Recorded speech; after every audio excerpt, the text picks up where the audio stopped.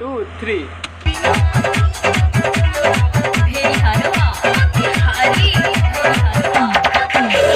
बाबू सोना कही के हमरा छौरा तू पागल ही रे। बाबू सोना कही के हमरा छौरा तू पागल ही रे। जब खालल ही गलबा चोखा तो काहे लगल ही धोखा रे। जब खालल ही गलबा चोखा तो काहे लगल ही धोखा रे। बाबू सोना कही के हमरा छौरा तू पागल ही रे।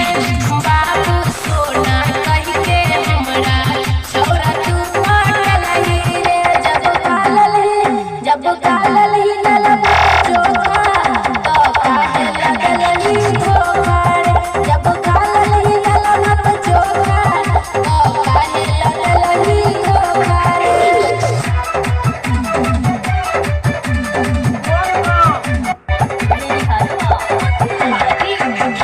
बाबू सोना कही के तू सब कुछ कलही भुइया पे चक्र बोरा सुइया लगलही रे छोरा।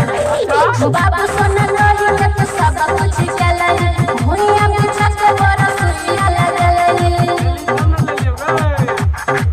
हमरा जे तू कहलही रे तोरे खातिर सब कलिया रे।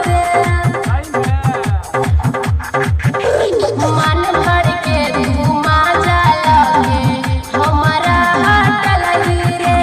मन भर के तू माजा लगे हमरा हटल ही रे। जब खालल ही गलबा चोखा तो काहे लगल ही धोखा रे।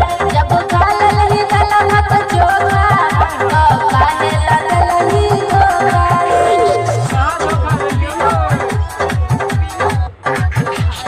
भले दोसर छौरी से करल शादी सीता करे तू पके बर्बादी रे छोरा। भले दोसर छौरी से करल शादी सीता करे तू पके बर्बादी रे करमेश तोरे खातिर दिल कान्हई रे। कैसन तोहर दिलवा छेलो हमरा हटल ही रे।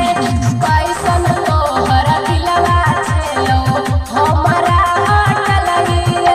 जब खालल ही गलबा चोखा तो काहे लगल ही धोखा रे।